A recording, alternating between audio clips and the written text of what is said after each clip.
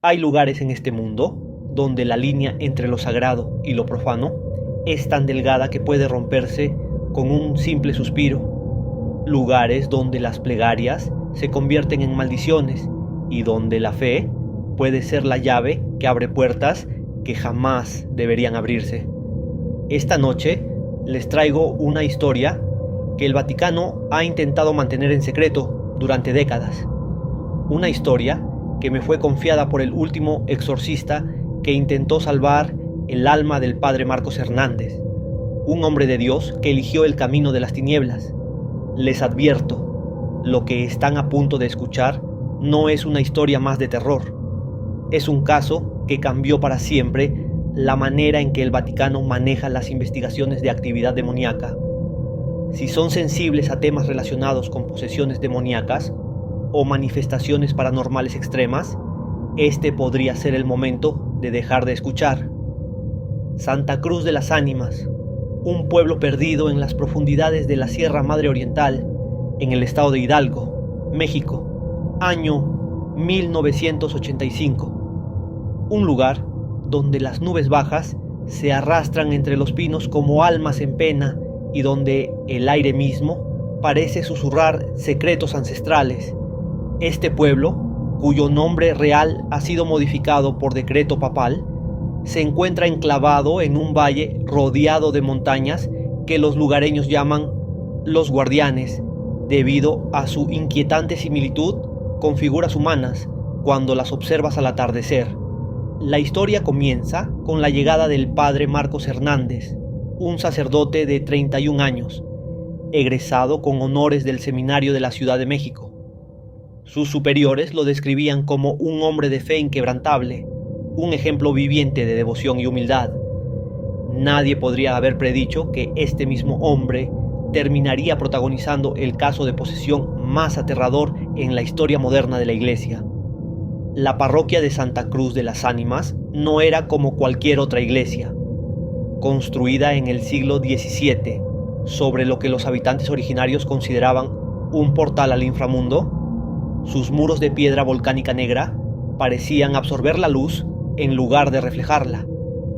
Los ancianos del pueblo, descendientes de otomíes, susurraban historias sobre rituales ancestrales realizados en esas tierras, ceremonias para mantener cerradas las puertas que conectaban con el mundo de los muertos.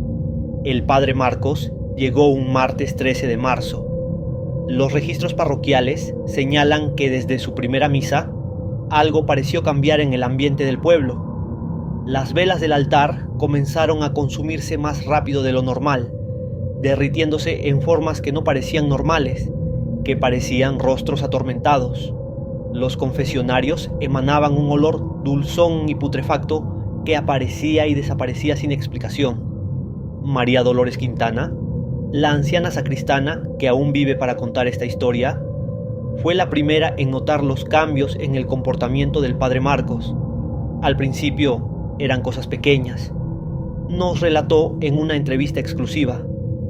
Sus sermones comenzaron a tomar un tono extraño. Hablaba cada vez más sobre el poder, sobre cómo Dios había abandonado a la humanidad, sobre sacrificios necesarios para alcanzar la verdadera gloria. La noche del 21 de abril de 1985 marcó el inicio del horror verdadero. La luna nueva sumía al pueblo en una oscuridad absoluta y una tormenta inusual para la temporada azotaba la región. Don Jesús, el velador del cementerio, fue el primer testigo de lo que estaba por venir.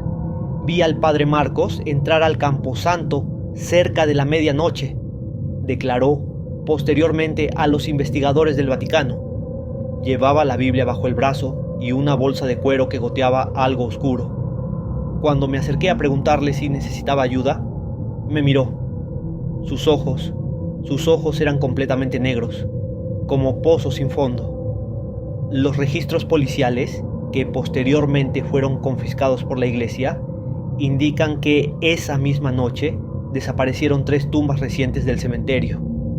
Los cuerpos nunca fueron encontrados, pero los testimonios de los habitantes cercanos hablan de cánticos en lenguas desconocidas que se escucharon hasta el amanecer.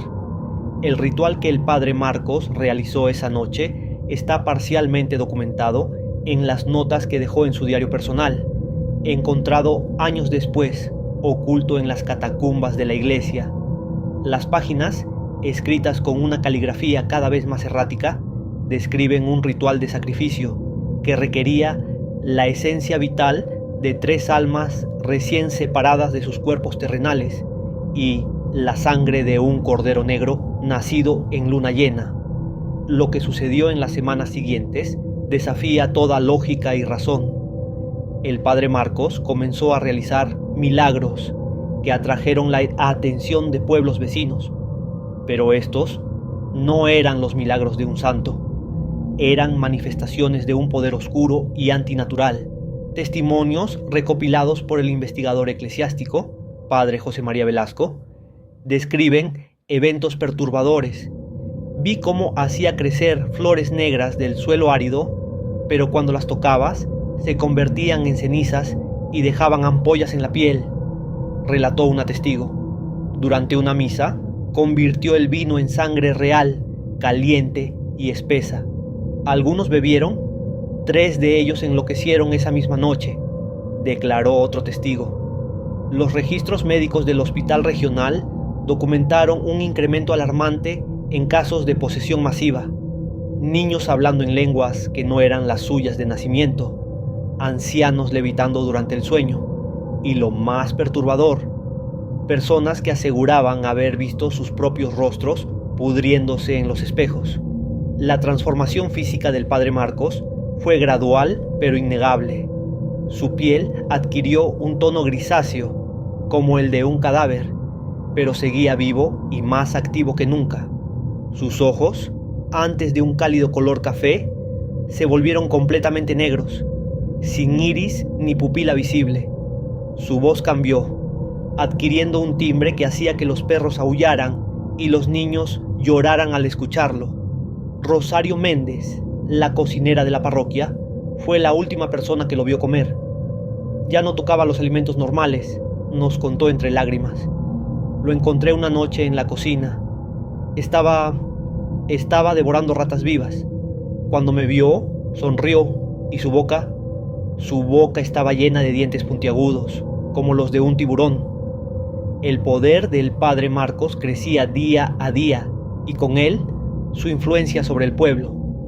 Los habitantes de Santa Cruz de las Ánimas comenzaron a cambiar también.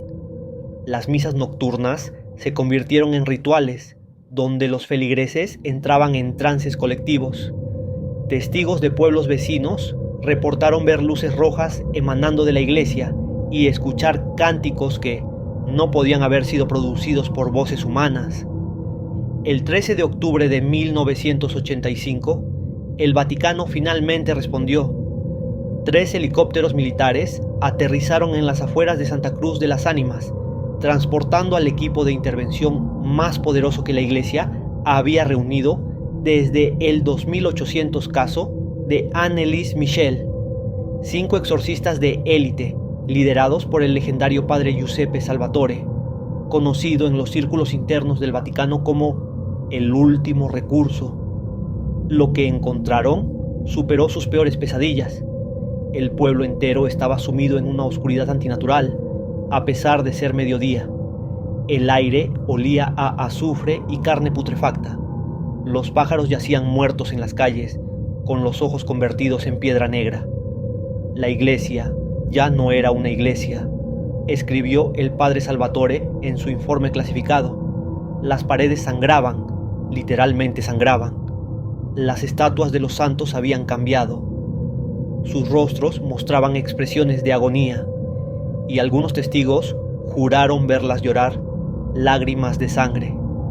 El crucifijo principal estaba invertido, y el Cristo tenía el rostro del padre Marcos. El enfrentamiento comenzó al atardecer. Los 5 exorcistas, protegidos por reliquias sagradas y armados con el ritual romano más poderoso, entraron a la iglesia. Lo que sucedió en las siguientes 12 horas está documentado en grabaciones de audio que el Vaticano mantiene bajo máxima seguridad. El padre Marcos ya no era humano. Su cuerpo se había transformado en algo que desafiaba la comprensión.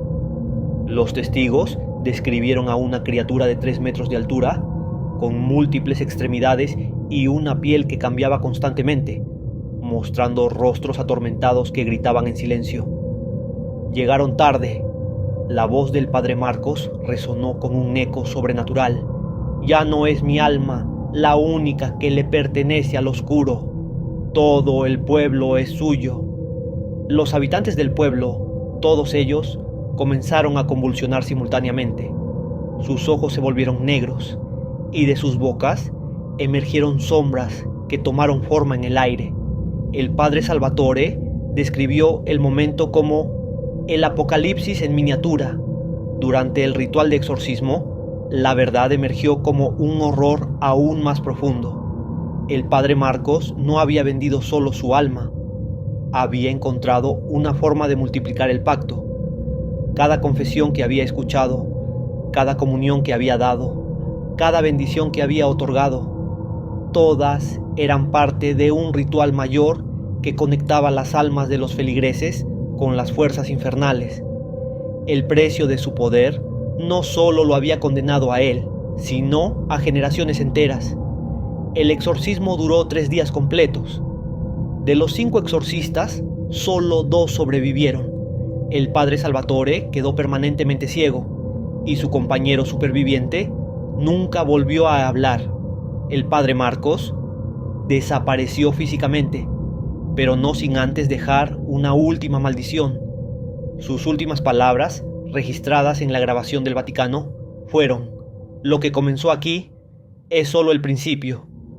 Cada iglesia es una puerta, cada confesionario una ventana. Y ahora, Él tiene las llaves". Santa Cruz de las Ánimas fue oficialmente reubicada por el gobierno mexicano. Los habitantes supervivientes fueron dispersados por todo el país, con nuevas identidades y la prohibición absoluta de hablar sobre lo sucedido. Pero la historia no termina ahí. Los informes policiales de los últimos años han documentado casos inexplicables en diferentes partes del país. Sacerdotes que desaparecen sin dejar rastro, iglesias abandonadas donde se escuchan confesiones a medianoche, y lo más perturbador, personas que juran haber visto al padre Marcos, con sus ojos negros y su sonrisa imposible, sentado en confesionarios vacíos, esperando. Si les ha gustado esta historia basada en hechos reales, no olviden darle like, suscribirse y activar la campanita para más historias de terror paranormal. Compartan este video si se atreven, pero recuerden, algunas historias son mejor mantenerlas en secreto. Nos vemos en el próximo video, si es que las fuerzas oscuras lo permiten.